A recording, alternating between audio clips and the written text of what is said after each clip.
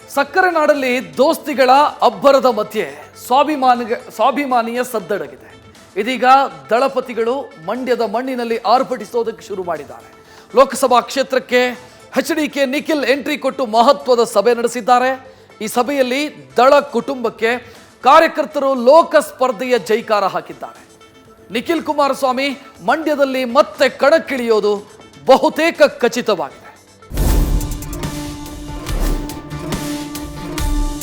ಇವತ್ತೇನು ಬಹಳ ಆಸೆಯಿಂದ ಬಂದಿದ್ದೀರಿ, ದಯಮಾಡಿ ತಾವು ದೊಡ್ಡ ಮನಸ್ಸು ಮಾಡಿ ಇಲ್ಲಿ ಅಭ್ಯರ್ಥಿಗಳು ಹಾಕಬೇಕು.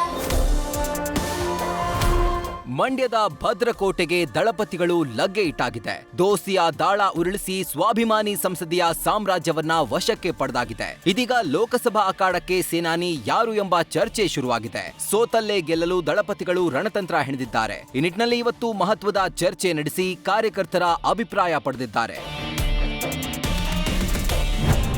ಜೆಡಿಎಸ್ ಭದ್ರಕೋಟೆ ಮಂಡ್ಯದಲ್ಲಿ ದಳಪತಿಗಳ ರಣತಂತ್ರ. ಸಕ್ಕರೆ ನಾಡಿನ ಲೋಕದ ಅಭ್ಯರ್ಥಿಯಾಗಿ ನಿಖಿಲ್ ಕಣಕ್ಕೆ. ಸ್ನೇಹಲೋಕದಲ್ಲಿ 3 ಕ್ಷೇತ್ರಗಳು ಜೆಡಿಎಸ್ ಪಾಲಾಗಿವೆ. ಅದರಲ್ಲಿ ಜಿದ್ದಾಜಿದ್ದಿನ ಕ್ಷೇತ್ರ ಮಂಡ್ಯದಲ್ಲಿ ದಳಪತಿಗಳು ಇವತ್ತಿನಿಂದ ಆಕ್ಟಿವ್ ಆಗಿದ್ದಾರೆ. ಮಂಡ್ಯ ನಗರದ ಅಂಬೇಡ್ಕರ್ ಭವನದಲ್ಲಿ ಎಚ್ಡಿ ಕುಮಾರಸ್ವಾಮಿ ನೇತೃತ್ವದಲ್ಲಿ ಜೆಡಿಎಸ್ ಮುಖಂಡರು, ನಾಯಕರು, ಶಾಸಕರ ಸಭೆ ನಡೆಯಿತು. ಈ ಸಭೆಯಲ್ಲಿ ಅಭ್ಯರ್ಥಿ ಆಯ್ಕೆಯ ಬಗ್ಗೆ ಮಹತ್ವದ ಚರ್ಚೆ ನಡೆಯಿತು. ಜೊತೆಗೆ ಅಭ್ಯರ್ಥಿ ಯಾರಾಗಬೇಕು ಎಂಬ ವಿಚಾರಕ್ಕೆ ಹೈ ಡ್ರಾಮಾ ಕೂಡ ನಡೆಯಿತು.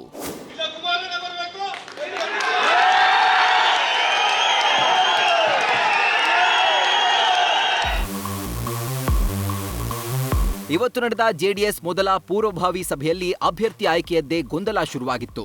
ನಿಖಿಲ್ ಅಥವಾ ಕುಮಾರಸ್ವಾಮಿ ಮಂಡ್ಯದಿಂದ ಸ್ಪರ್ಧಿಸಬೇಕು ಅಂತ ಕಾರ್ಯಕರ್ತರು ಪಟ್ಟು ಹಿಡಿದಿದ್ರು. ಇದೇ ವಿಚಾರಕ್ಕೆ ಸಭೆಯಲ್ಲಿ ಕಾರ್ಯಕರ್ತರ ಮಧ್ಯೆಯೇ ಗಲಾಟೆ ನಡೆದೋಯ್ತು. ಈ ವೇಳೆ ಮಧ್ಯಪ್ರವೇಶಿಸಿದ ನಿಖಿಲ್ ಕುಮಾರಸ್ವಾಮಿ ಕಾರ್ಯಕರ್ತರನ್ನ ಸಮಾಧಾನ ಪಡಿಸಿದ್ರು.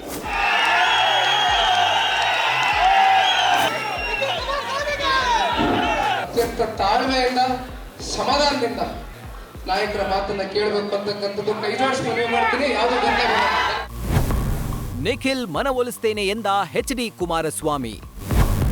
ಮಗನ ಸೋಲನ್ನ ನೆನೆದು ಎಚ್ಡಿಕೆ ಗೆಲುವಿನ ಶಪಥ. ಮಂಡ್ಯದಲ್ಲಿ ನಡೆದ ಪೂರ್ವಭಾವಿ ಸಭೆಯಲ್ಲಿ ಎಚ್ಡಿ ಕುಮಾರಸ್ವಾಮಿ ಭಾವುಕ ಮಾತುಗಳನ್ನಾಡಿದ್ರು. ಕಳೆದ ಬಾರಿ ಲೋಕಸಭಾ ಚುನಾವಣೆಯಲ್ಲಿ ನಿಖಿಲ್ಗೆ ಆದ ಸೋಲನ್ನ ನೆನೆಯುತ್ತಾ ಈ ಬಾರಿ ಗೆಲುವಿನ ಶಪಥ ಮಾಡಿದ್ರು. ಜೊತೆಗೆ ಕಾರ್ಯಕರ್ತರ ಕೂಗಿಗೆ ಸ್ಪಂದಿಸಿರೋ ಎಚ್ಡಿಕೆ ನಿಖಿಲ್ ಕುಮಾರಸ್ವಾಮಿ ಸ್ಪರ್ಧೆಗೆ ಮನವೊಲಿಸುವುದಾಗಿ ತಿಳಿಸಿದ್ರು. ಈ ಮೂಲಕ ನಿಖಿಲ್ ಕುಮಾರಸ್ವಾಮಿ ಮಂಡ್ಯ ಅಭ್ಯರ್ಥಿಯಾಗುವ ಸುಳಿವನ್ನ ಕೊಟ್ರು. ಇನ್ನು ಮಾರ್ಚ್ 25ರಂದು ನಿಖಿಲ್ ಹೆಸರು ಘೋಷಿಸುವ ಸಾಧ್ಯತೆ ಇದೆ ಅಂತ ತಿಳಿದು ಬಂದಿದೆ. ನಿಮಗೆ ಹೇಳ್ತೀನಿ, ಇವತ್ತೇನು ಬಹಳ ಆಸೆಯಿಂದ ಬಂದಿದ್ದೀರಿ. ಇಲ್ಲಿ ಪುಟ್ಟಣ್ಣ ಅವರು, ತಾವು ತಮ್ಮಣ್ಣವರು, ನಾವೆಲ್ಲ ಏನಿದ್ದೀವಿ ಇಲ್ಲಿ ಸೀನಿಯರ್ ಲೀಡರ್ಸ್, ನಿಮ್ಮ ಆಸೆಗೆ ಭಂಗ ತರಲ್ಲ, ಒಂದು ತೀರ್ಮಾನ ಮಾಡ್ತೀವಿ. ನೀವತ್ತಿನೇನು ಈ ಸಭೆನಲ್ಲಿ ನೀವೇನು ವ್ಯಕ್ತಪಡಿಸಿದ್ದೀರಿ, ನಿಮ್ಮ ಭಾವನೆಗಳಿಗೆ ಯಾವುದೇ ಕಾರಣಕ್ಕೂ ನಿರಾಸೆ ಆಗದೆ ನಮ್ಮ ನಾಯಕರುಗಳೆಲ್ಲ ಕೂತು ಏನ್ ತೀರ್ಮಾನ ಮಾಡಬೇಕು ನಿಮ್ಮ ಆಸೆ ಪ್ರಕಾರ ಅದನ್ನ ನೆರವೇರಿಸ್ಕೊಡ್ತೀನಿ. 21ಕ್ಕೆ ಏನು ಶಸ್ತ್ರಚಿಕಿತ್ಸೆ ಇದೆ, 24ಕ್ಕೂ ಇಲ್ಲ 25ಕ್ಕೆ ವಾಪಸ್ ಬರ್ತೀನಿ. ಎಚ್ಡಿಕೆ ಅಥವಾ ನಿಖಿಲ್ ಸ್ಪರ್ಧಿಸಲಿ ಎಂದ ಪುಟ್ಟರಾಜು. ಕುಮಾರಸ್ವಾಮಿ ಆರೋಗ್ಯ ಸ್ಥಿತಿ ನೆನೆದು ನಿಖಿಲ್ ಭಾವುಕ. ಮಂಡ್ಯ ಕ್ಷೇತ್ರದ ಲೋಕಸಭೆ ಅಭ್ಯರ್ಥಿಯಾಗಿ ಮಾಜಿ ಸಚಿವ ಸಿಎಸ್ ಪುಟ್ಟರಾಜು ಹೆಸರು ಕೇಳಿ ಬರ್ತಾ ಇದೆ. ಆದರೆ ಖುದ್ದು ಪುಟ್ಟರಾಜುನೇ ಕುಮಾರಸ್ವಾಮಿ ಅಥವಾ ನಿಖಿಲ್ ಅಭ್ಯರ್ಥಿಯಾಗಲಿ ಅಂತ ಪಟ್ಟು ಹಿಡಿದಿದ್ದಾರೆ. ಇತ್ತ ಮಂಡ್ಯ ಸಭೆಯಲ್ಲಿ ತಂದೆ ಆರೋಗ್ಯ ಸ್ಥಿತಿ ನೆನೆದು ನಿಖಿಲ್ ಭಾವುಕರಾಗಿದ್ದಾರೆ. ದಯಮಾಡಿ ನಾನು ಕುಮಾರಣ್ಣರಲ್ಲಿ ವಿನಂತಿ ಮಾಡ್ತೇನೆ, ದಯಮಾಡಿ ತಾವು ದೊಡ್ಡ ಮನಸ್ಸು ಮಾಡಿ ಇಲ್ಲಿ ಅಭ್ಯರ್ಥಿಗಳು ಹಾಕಬೇಕು. ನಮ್ಮೆಲ್ಲರ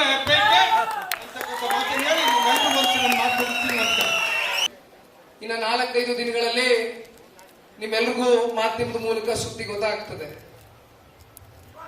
ಈಗಾಗಲೇ 2 ಬಾರಿ ಹೃದಯದ ಚಿಕಿತ್ಸೆಗೆ ಒಳಗಾಗಿರ್ತಕ್ಕಂಥದ್ದು ಮಾನ್ಯ ಕುಮಾರಣ್ಣವರು. ಮಂಜುನಾಥ ಸ್ವಾಮಿಯ ಭಕ್ತ ನಾನು.